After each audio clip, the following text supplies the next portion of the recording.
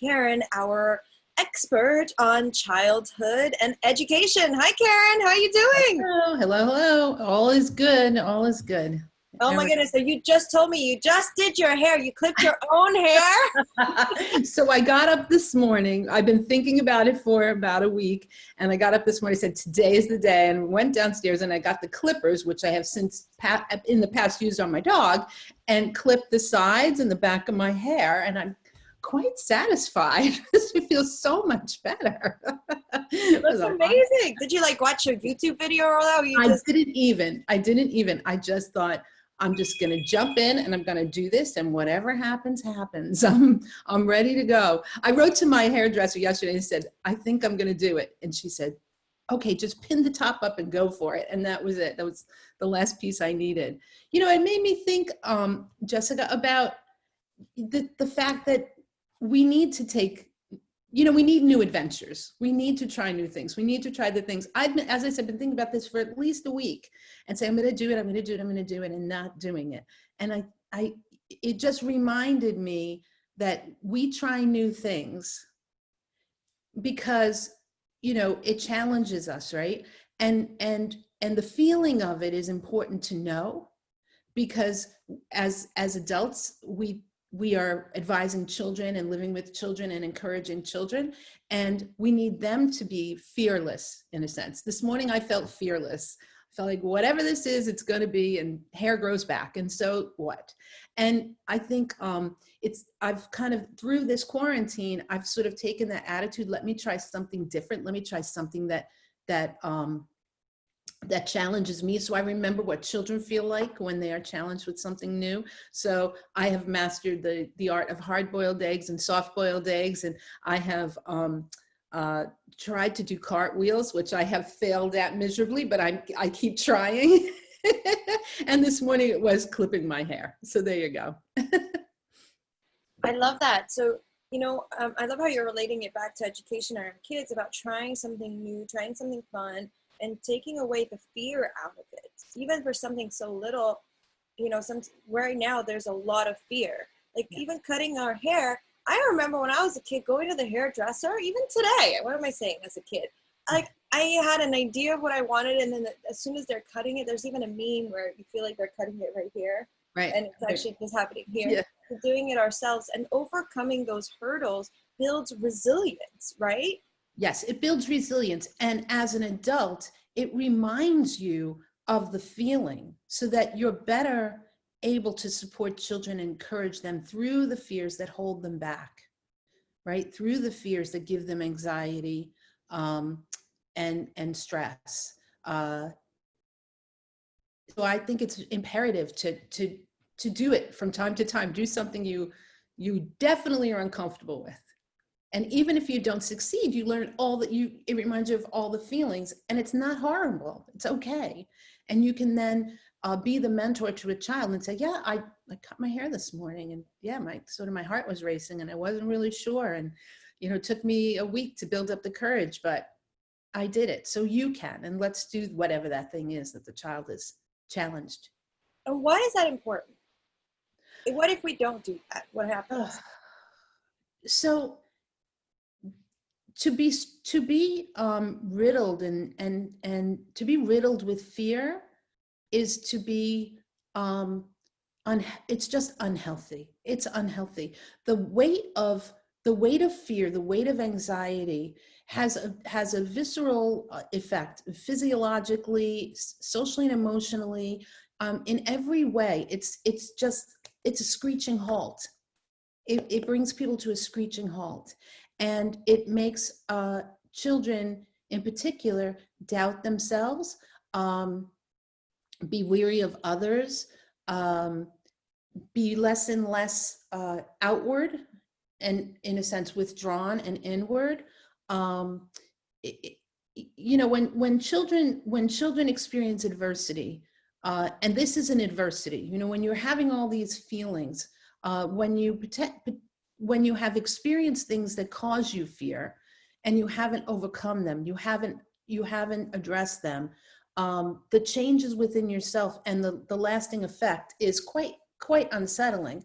I've been thinking a lot about this week, I'm reading a particular book. It's called The Deepest Well, Healing Long-Term Effects of Child Adversity, and it's by Nadine Burke Harrison. So I'm just into it, but the reason I chose to read this book is because children are experiencing adversity right now. Right now. When you think about it, these children woke up one day and it was as if somebody pulled the fire alarm at school and the shouting was "get out." There was no preparation. There was no anticipation. There was no warning. It was a fire. It was like a fire, right? And everybody ran from their schools and the school doors were locked and life changed in a split second. And just let that resonate for a minute. You know, we've all had the experience of a fire drill. We know, even though we know it's a drill, we know how that gets us excited, that gets us nervous, that's, you know, very challenging. Sorry, I have somebody leaving something at the door. Imagine children, right? Their anchor, which was their school, that they spent the majority of their waking hours in, said, go home, it's dangerous here. It's dangerous everywhere, right? Because that was the next message. You can't leave your house. You can't see your friends. You can't see your grandparents. If your parents are frontline workers, there's a whole anxiety when they come home every day. And what does that look like? You know, is mom undressing in the garage? There's all these processes that go on now, right? That children never had to deal with, never had to think about. Then they hear about people dying. And then they hear they have to wear masks. And then they see other people wearing masks. And then for us, right, we've had, I think, 3 maybe we'll open school dates. You know, maybe we'll open at the end of March, maybe we'll open April 15th, maybe we'll open May 15th. So then there's this rising hope, and then there's this deep disappointment. So all of these things create an adverse condition. Our children are living in an adverse condition. An adverse condition causes issues of mental health. It just does. You know, our children, and we've already had a rise of issues in mental health. So we've already had a rise in self-harm, suicide, negative thoughts, sheltering in place, you know, like school phobias and social phobias. We've already had a rise in all of these things. There is no doubt in my mind, if we do not right now understand that there is a deep adversity, there's a deep change that is causing in our children, we could speak about ourselves as well, right? Because it's present for adults too, but causing in our children changes to their biological system, changes to the physiological system, changes in the brain. There's imprints being left that will potentially create a very unhealthy social and emotional mental condition for children as they move on in age and through adulthood. And that is, you want to talk about gripping fear, that can be a gripping fear for me. And I think it's something we all have to sit in the moment of, and so what would that look like? What would that look like if the majority of our young people today become mentally unhealthy 10 years from now, 20 years from now, you know, and live in adulthood with mental disabilities, emotional, social disabilities because of the adverse circumstances of today?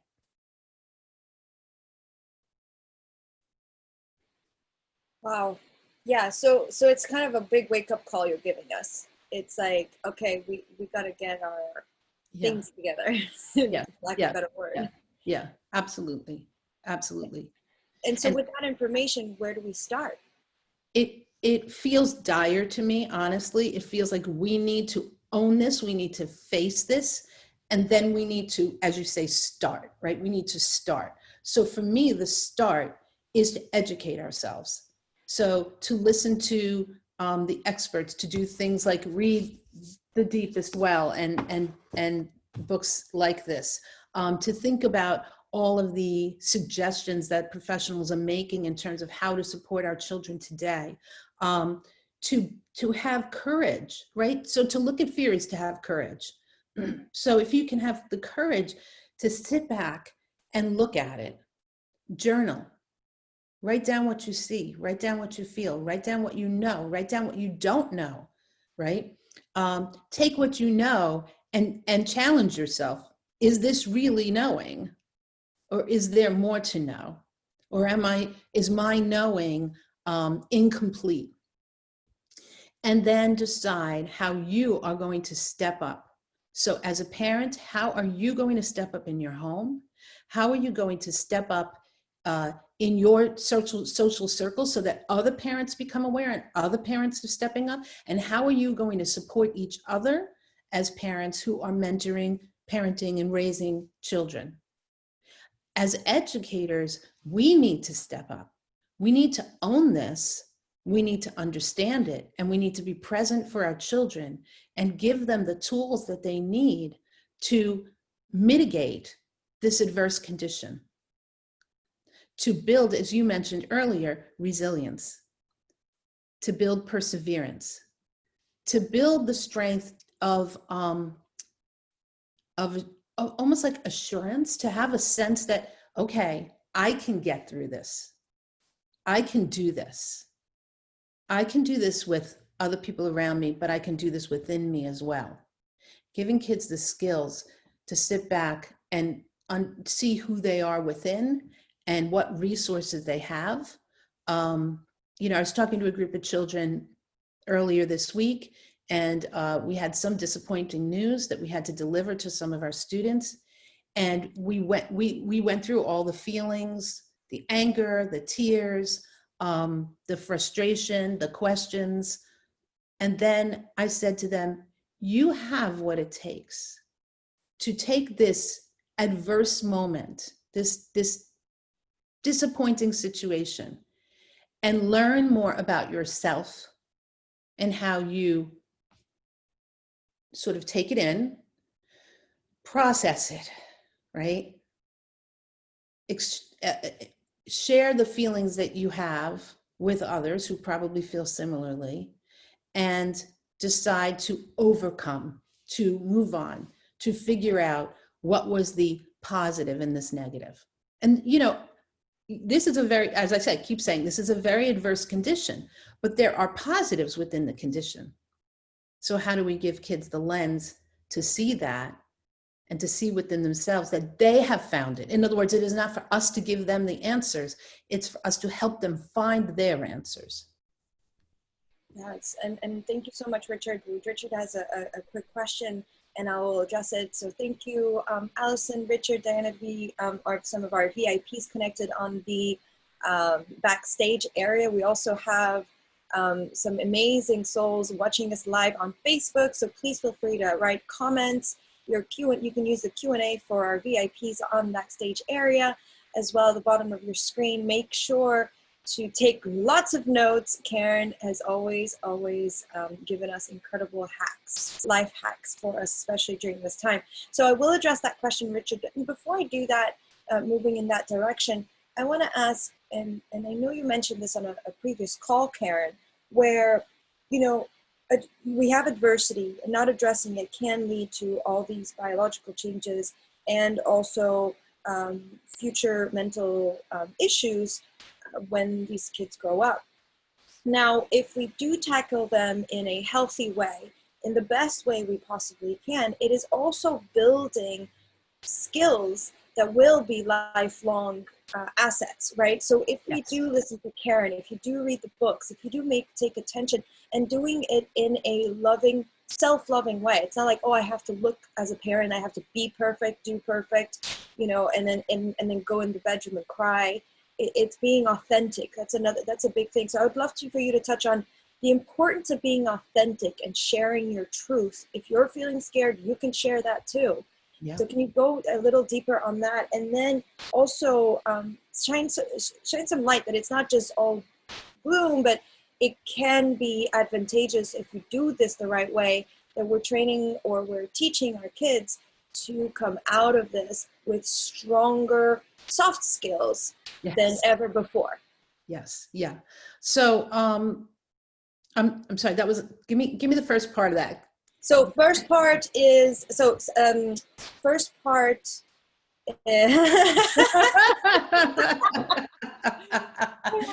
So got some in the second one. So let's start with the second one. I'll bring you about go the for it. first one, which Yeah. is building resilient, like those soft skills. Right. Yeah. Right. So that's the second one. Okay. So, oh, I know what it was. So yes, I think you're right to say that we should not be hiding from our children. Yes, That's the really authentic city. Yes, thank you. authenticity. We should not be hiding from our children. Now, that is not to say that we should be falling apart in a ball on the floor. You know, that's probably more than our young children can handle. But sharing with our children our fears, sharing our tears, sharing our frustrations, sharing our successes, sharing our almost got theirs, you know, like all those stories, all those things we're modeling for our children, and we are creating an imprint on their brain, right? It is essential to show children that you meet adversity, you see it, you recognize it, you own it, you maybe state it, right? And then here's all the things that I'm doing, and some are working and some aren't, but I'm learning so much more about myself. And I realize that these skills that I'm using now are the skills that I use all through life, or that I will continue to use as I go forward in life. And how about you? You know, I saw yesterday that you were struggling because you couldn't go outside, and it was your friend's birthday, and you wanted the birthday party that we would normally have, and you know, you wanted to help your friend celebrate, and you were so very sad, and you were so overcome. But today I see you smiling. So how did you get from the sadness of yesterday to the smile of today? Let's look at that. Let's write it down. Let's create your story so that you can look back at other times when you are experiencing adversity, and you can see what skills you used the last time. And you can see what skills, you know, I'm using, your dad's using, your parents are using, your grandparents are using, your brother is using, your sister is using, you know, the people around you. How are they getting through this? And what can we learn from that? What can we then incorporate into our own lives? And then acknowledge it. I see that you were able to shift. I see that you went through that sad moment. You know, you crawled under your blankets and you hid, and I imagine you shed some tears. But I see that you've come out now, and you're seemingly better. How did you get there? Because when you verbalize it is when you better recognize the skills that you've used. So it's essential for parents to have the courage to share their own disappointments. We do not have to make life cotton candy and, you know, beautiful fluffy clouds with sunshine and you know, lollipops. It doesn't have to be sweet and neat and perfect. And if children think that your life is sweet and neat and perfect, and they can't emulate that, they're always going to feel less than. They're always going to feel less than. So if you walk around and you make the world beautiful and nice for them as best you can, and you live as if your life is such, then that's not authentic. It's not true. And yet they will think that that is life, and they will try and emulate that. You know, I think about some of the TV shows that I watched as a young child, and they were the perfect family with the two kids and the house and the dog and the garage, and dad went to work in a suit and tie and came home, and you know, mom had an apron on and made a beautiful meal, and so on and so forth. And if I had ever thought that that was the life that I was striving for, I would have been a complete and utter failure. I mean, fortunately, I knew that there was much more to life, and that life was a good bit messier. And I think children absolutely need to know that. So before we move into that phase of like soft skills, we have a question from Allison, which is, what advice do you give to parents who acknowledge that their coping skills are not good, but want their children to have better ones? Well, my advice is you recognize that your coping skills are not good. So you So just say it. you've made step number one. My coping skills are not good. Okay. So then it's a question of to what degree and how is it impacting the people around you and how is it impacting your life? And what can you do to change that? We can all change, right? So now we have the knowing, coping skills aren't good. Now, I don't know if Allison is saying my coping skills are not good all the time or my coping skills are not good some of the time. We have better moments than others. So in the case where it might be that my coping skills in this moment and in this situation really were terrible, it's to acknowledge it. It's to say it out loud, to apologize to the people who have been impacted by that. So if your children are watching you and you are going through an argument with your partner, you're just frustrated and, you know, you dropped something, it broke, you lost your cool, because you're really on your edges, then you need to say it. You need to say it. You know what? That was not one of my shining moments. I'm sorry. I'm sorry. I could have done this. Now I realize I could have done this, or I realize I could have done that. So it's about a vulnerability and an honesty.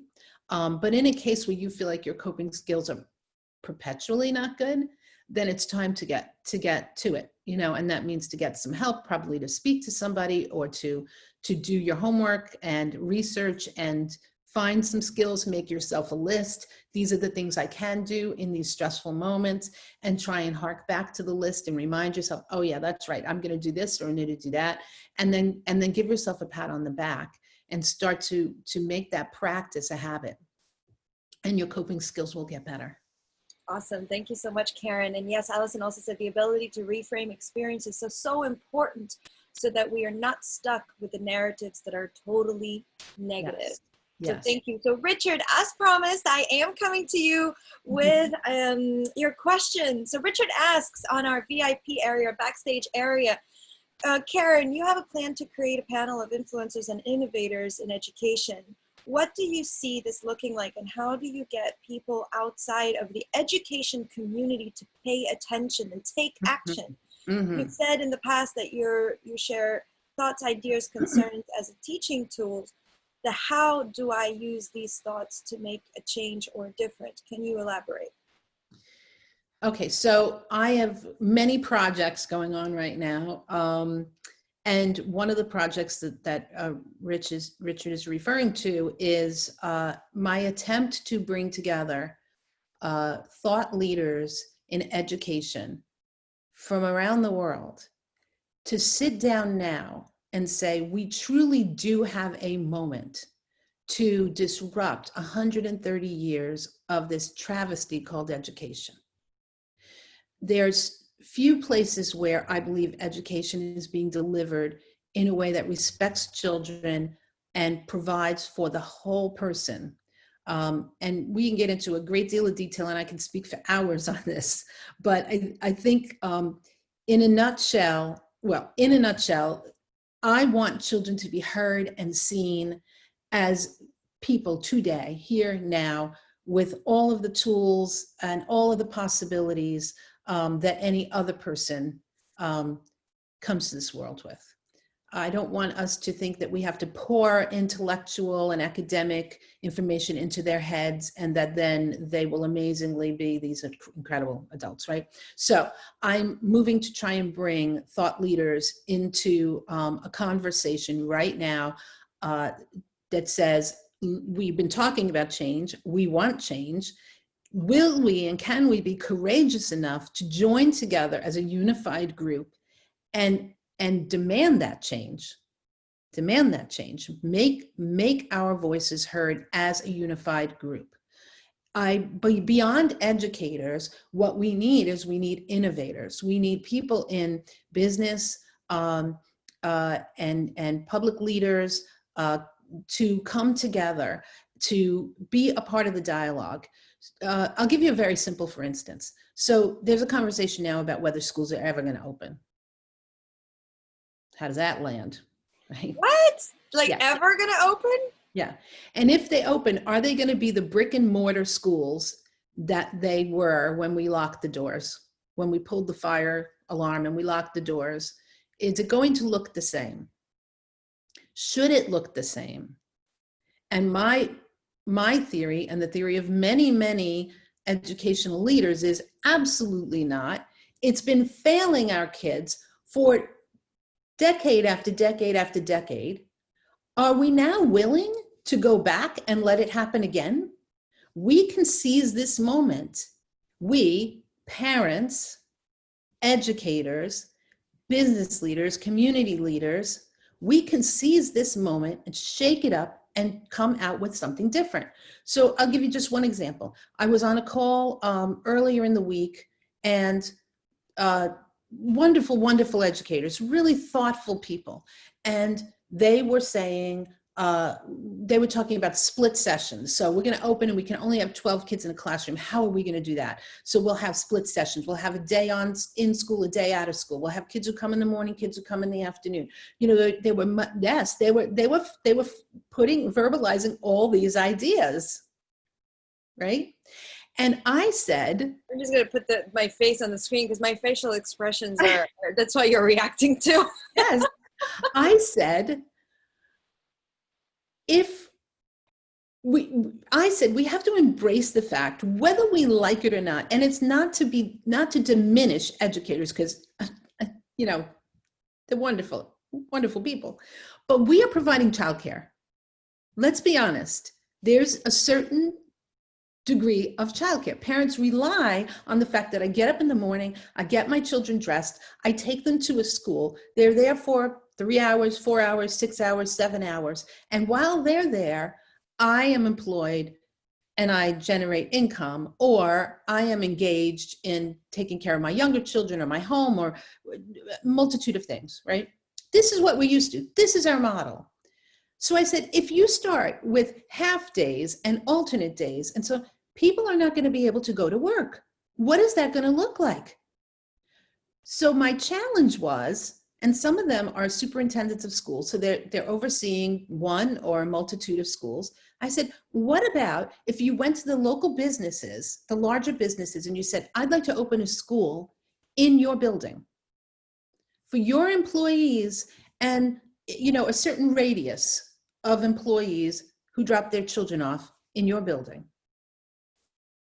Can you imagine a school where the children would go to work with their parents, be dropped off at their classroom, and be in that close proximity?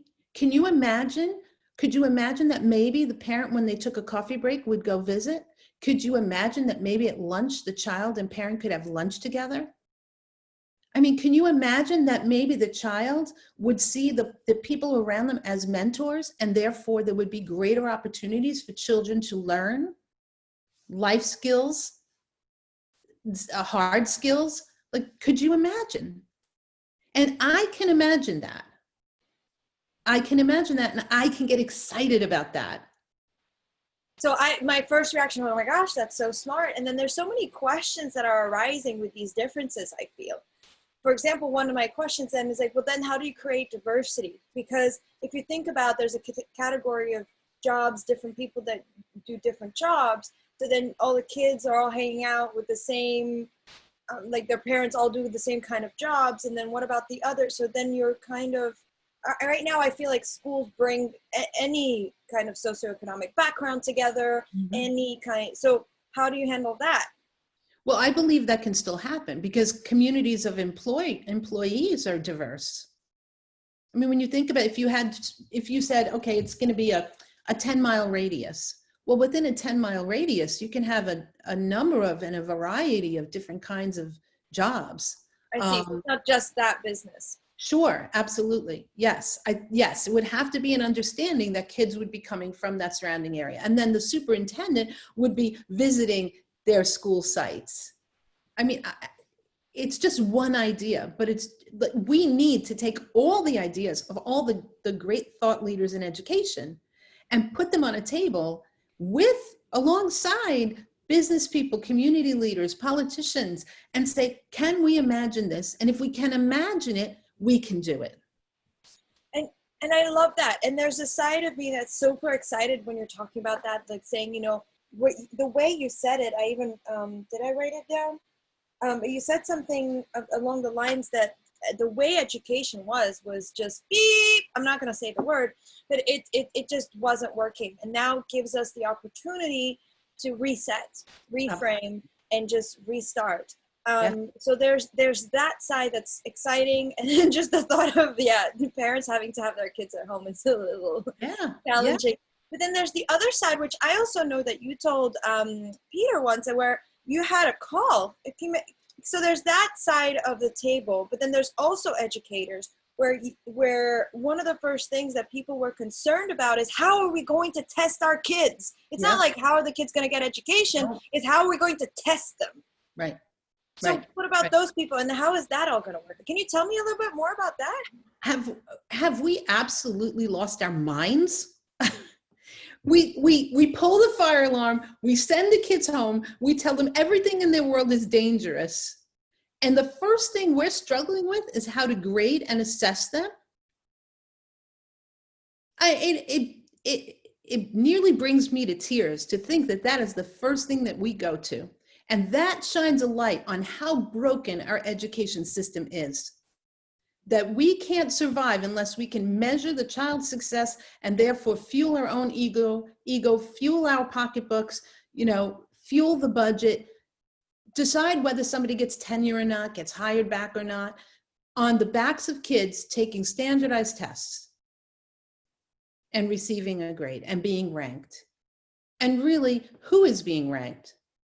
The education is faulty, potentially, right? The conditions are faulty. You speak about equity. There's issues of equity that are, we shine a light on when we test like this, and then we compare all the kids. This is the first thing we could think of. It made me so angry.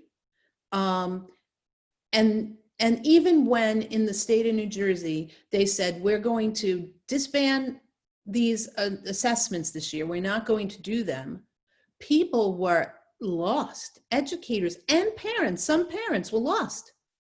Because how do I know where my kid is? How do I know, what my worth is as a teacher? How can I prove it if we can't test those children? How will my straight A students survive if they're not getting that A and instead they're getting a pass or a fail? That's not what matters. It's just not what matters. What matters is how are we doing in terms of providing for these children a well-rounded life experience that includes education, and that education includes the mind, the body, the spirit, the hands. Why do we have to measure this? If we have well-educated teachers who are given the skills they need to go out into the world and teach, this drives me crazy. So you have teachers go to college, 4 years they're in college. Most of them, many of them go and they get master's degrees. They do professional development repeatedly. And yet we put them in a classroom and we tell them what to teach, when to teach it, how to say it, what not to say, right? What not to do, which is generally don't connect with kids in a physical way, right? And then we say, okay, we're going to give the kids a test and we're going to find out if you did a good job. But I've just had 16, 18 years of education. Do you not trust the education system? So therefore you can't trust me as a teacher? Because I came out of your education system. I mean, think about the irony of that. Yeah, it seems like there's a lot of control happening, a lot of control. A lot of control. And a lot of it has to do with economics. There's a company writing that test. There's companies producing books and curriculum around the test. There are other agencies that are teaching you how to take the test, right? As well, in your classroom, you're learning how to take the test. Everybody's talking about the COVID slide. So somehow, because kids aren't in school, academically, they're sliding backwards. So there's always this, we hear about the summer slide. So now we're hearing about the COVID slide. Maybe not. Maybe they're learning the things that they need to be learning. Maybe their experience is broader. Maybe the skills that they're developing are more of, as people refer to, the soft skills. Maybe they are being more innovative. Maybe they are being more creative. Maybe they have more time to chase their curiosities. Maybe they're connecting in families where they never connected before. I have parents saying to me, I've learned things about my children that I just didn't know. And therefore, I'm seeing them differently and I'm interacting with them differently. And it feels better. It feels good. So as you get to know these children, you need to then advocate for them. And I'm waiting for people, and I'm not going to wait much longer, really, because I'm just like, it's got to happen. I'm waiting for people to step up, find courage, get other people who are like-minded, and shout from the highest hilltops, let's make change. Our children deserve more. Our children deserve better. And we can do it. And if we can't advocate for them, who is going to advocate for them? So we as parents, grandparents, aunts, uncles, educators, it's our time. It's our time to step up and do this for our children. And I thank you so much for painting that picture and talking about it so passionately. And this feels like the reset. I know that this is a hard time for a lot of people. The world will not be the same, right? This is a new normal. We just need to, a lot of people are talking a lot about uncertainty. Well, it's definitely certain it isn't coming back to the way it was. Absolutely. It will not be the same. And I say, thank goodness. But I want to say thank goodness, but what is it going to be? Is it thank goodness, or is it just that we're going to ramp up more of what was failing us before? Yes, and that's what I mean by that for us, it's an opportunity to really look into saying, all right, enough. Right now is a chance for us to shift. We asked this on our Friday interviews, and it's like, what change would you like to see in humanity coming out of this, right? Because it's kind of a little sabbatical for a lot of us. It's a little sabbatical time where everything stopped. And I know certain parents are struggling, having, working from home, having the kids at home. And we've spoken to that on previous calls, and I'm sure we'll touch base on our next call. So make sure to sign up again on our VIP platform, www.hackmankind.com, where Karen can address your questions directly on the Q&A section. And I do have a few more coming in, so we'll address those. But what I wanted to say is really to change that perspective, to look at it differently, to look at this time as like, all right, this is the time for us to step up. It's the time for us to think about what actually matters. Yes, it can be scary, but just put that aside, just, feel it and keep moving. And with I love what you said, Karen, about courage. And I'd love to say, I'm not sure that's the where the word comes from, but cœur in French means heart, right? And so I see courage as meeting every moment with heart. And that's what it is. Love that. For me. Yeah. And so grab the courage to speak up and to say no more, to talk to, what can parents do? What can people who are not in the education system help educators that are wanting to care for our children and care more about the education and less about the systems? One of the comments that we have from our VIPs here is like, yes, Richard mentions publishers have lobbyists and press legislators, I can never say that word, to put into the textbooks into our schools. So what can we do? People who are not in the system, what can we do to make sure this shift happens? And has it already started? That's a good question. There's been a lot of dialogue, at least in the circles that I'm running in, but it's not deep enough yet. It's not deep enough yet, which is why I'm talking about trying to put together this group of people who are the deep thinkers, who do have the courage, who are out there talking about this, but they're individuals in different places. And what I'm saying is, let's bring it all together to get that resounding noise that will draw attention and give people a sense that there's change that needs to be made, and there's a resource, a place where they can go to ask what that looks like and to have a voice in what that looks like. But I see pockets of communities, parents being active and saying to the schools, enough is enough. This is what we've learned about our children. I mean, can you imagine if parents put forth a statement and said, this is what we've learned about our children and about their education and what we want for them. And we know you can do it. We're here to support you, but we will not let you fall short because these are our children. You know, there's been so much of the school mandate, right? The school mandate. And I think it's time for the parent mandate. And it could start in communities. We could find each other and support each other in a network. But it is essential now. I am, you know, when I say to people, we're not going back, I see grimaces and fear. And I have to be honest with you, we're not ready to go back. Because if we went back May 15th, we'd go back and we'd create the same thing all over again. We would. We don't have enough time. We haven't had enough time to look at this and say, okay, what can be changed? What needs to be changed? What can we do now? And what can we do over time? That conversation hasn't happened yet. We are not ready to go back. I know parents want to go back, and believe me, I want to see my students. I really want to see them, you know, more than on my computer. I want to be with them. But if we were to go back now, I'm not speaking about Voyagers Community School, because Voyagers Community School is way ahead of the curve, way ahead of the curve. We are what I'm talking about.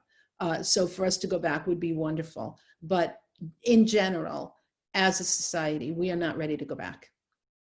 We need to take a hard look at the schools that are working. And there's many schools like mine around the world that are working. You know, we need to look at Finland. We need to look at some of what's going on in Denmark. We need to look at these. We look at the Reggio Emilia schools in Italy. Like, we need to take a hard look at some schools that really are working and figure out what we can take from that and create in our own communities. And then we'll be ready to go back. I'm sorry, I'm going to interrupt because, you know, I agree with you. It's kind of like a sabbatical, but if we don't use it as such, if we don't really get up and get going, then I'm afraid the sabbatical will be for naught. Yeah, it will be pointless. Yeah. And that's why it makes me think of all the TikToks. Bored in the house, bored in the house, bored. If you know what I'm talking about, yeah. There's so much to do. I'm never bored. I'm never bored. I'm working harder now in some ways than I've ever worked before, because I see a possibility. I see a possibility. I see that we can give so much more to our children, which frankly gives us all so much more. Let's get beyond stuck in the adversity. Let's get beyond bored in the house. Let's get beyond the video games. Let's get beyond, you know, the mundane things. And let's let the house get a little dirty while we figure out what we can do for our children and find the other people who are going to join on board and make noise and demand it. And frankly, you know, I said to a parent the other day, the parent said to me, you know, I wish I lived near you because your school just resonates. I would enroll my children. And I said, start one in your community and I'll help you. Start one in your community and I'll help you. Now, not every parent is cut out for that. I understand that. But in the community, there are parents who are cut out for that. And there are educators who are cut out for that. And so imagine if a community got together and said, we're going to start our own school. We're done with this. We're going to start our own school. That's what I did. I woke up and said, there's not a place for my children. There's not a place for other children. I'm going to create it. And it took me about 2 years and I created it. And 16 years later, we're moving along, and we have had amazing experiences and results, and I love every day that I go to school, and the children love every day that they go to school. And even now online, we have at least 98% of participation every day. Understand that number, 98%. As a society, we're talking about 40% of kids have been lost and are not participating. 50% of kids are lost and are not participating. Voyagers Community School has 98% participation because there's joy in what we're doing, because there's balance in what we're doing, because adults are getting online face-to-face with kids for 1 to 4 hours a day and doing the academics, but also asking, how do you feel? How are you coping? What are you doing? Let's give each other advice. Let's give each other a hand. They know it's a place where people care about them entirely and completely. That's what school should be. I absolutely love that. And I think that I'd love for us to think of a way that we can make it easy for our VIPs and our members following on Facebook, maybe for our next call, to think about, like, is there something they can write and we can give them a template?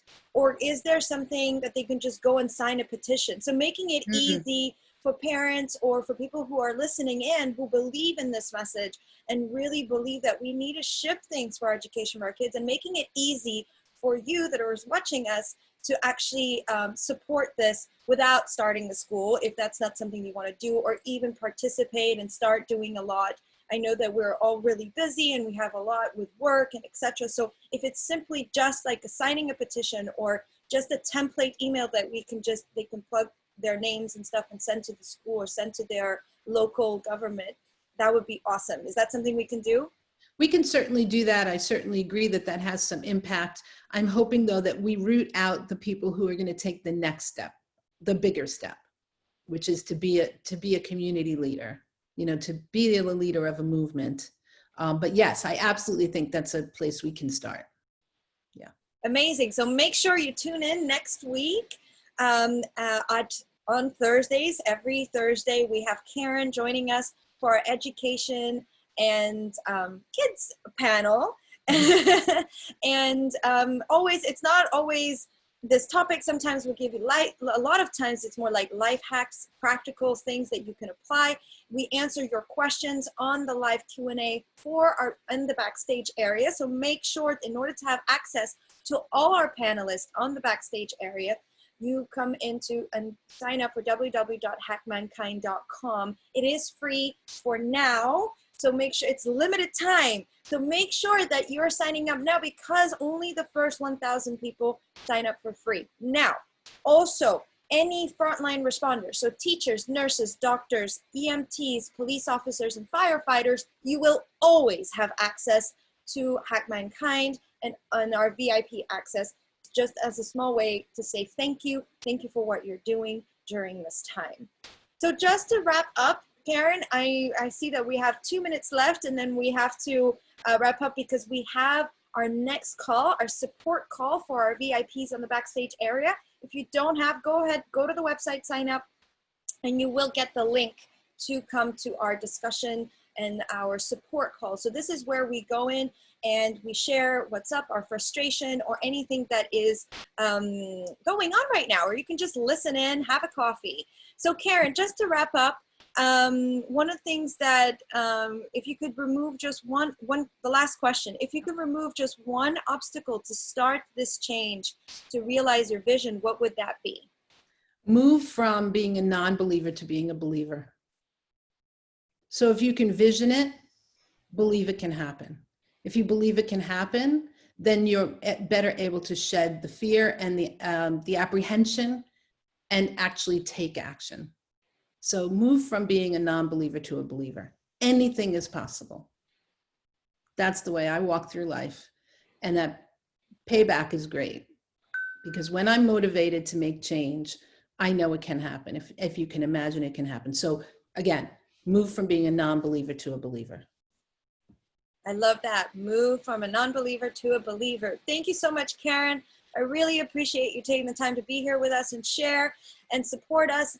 Again, thank you to all our VIPs on the backstage area. Thank you for sharing your comments, your questions. If we haven't answered any, if you still have some questions, please come back every Thursday, 11 a.m. Eastern time with Karen. And I love that. Peter goes, mic drop. Richard, great conversation today. Great job. Thank you so much. And I'm going to say the other thing. I'm sorry to interrupt, but I know we're running out of time.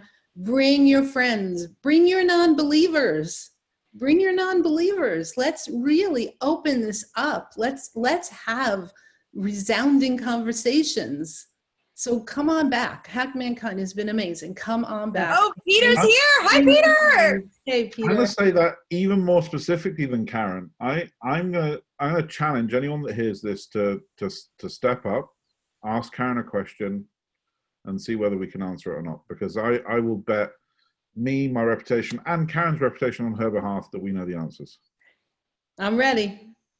This was great. This was exciting. And this is what I think Hack Mankind is all about. Shake it up. Let's go. Do it. Amazing call, guys. Thank you so much. Thank you for watching us on Facebook as well. Looking forward to our support call. So make sure 10 minutes, go grab something to drink, a quick water, a little bio break, and we're back. All right. Thank you, Karen. See you next week. Bye-bye. Bye.